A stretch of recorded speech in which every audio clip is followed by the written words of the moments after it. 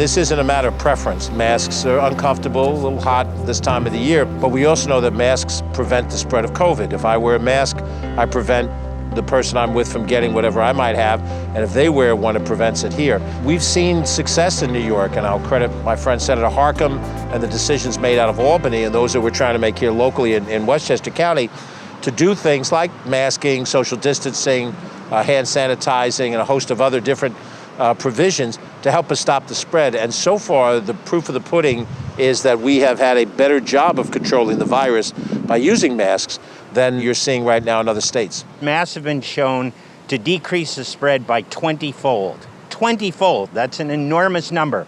So with a simple action of wearing a paper mask, a cloth mask, an N95 mask, bandana's not as good.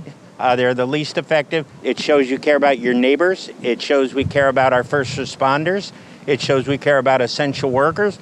But it's also going to help keep the spread de minimis so that we can continue to open businesses, grow jobs in the economy, and hopefully open school in September. It's difficult sometimes for those of us Americans, particularly of our generation, those of us younger, to understand what it's like to sacrifice over an extended period of time.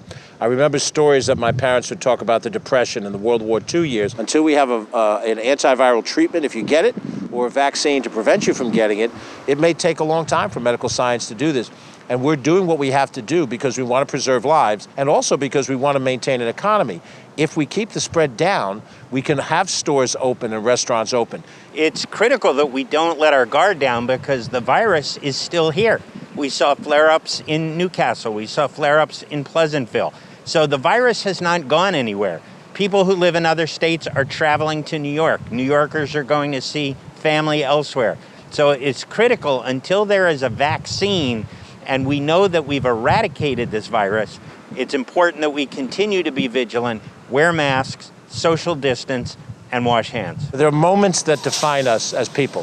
What are we prepared to do, and how are we prepared to show self-discipline for some greater good? And clearly the health of other people as well as our own health is the most critical greater good that we have to fight. I say if you're worried that it's hot, you don't want to put your mask on, the life you may save could be your parent, it could be your aunt, it could be your uncle, it could be your neighbor. So let's suck it up, let's do the right thing, and please wear that mask. This is one of those tests. As a society, we come through this stronger if we understand that we have to make this sacrifice. It's essential for us to go forward.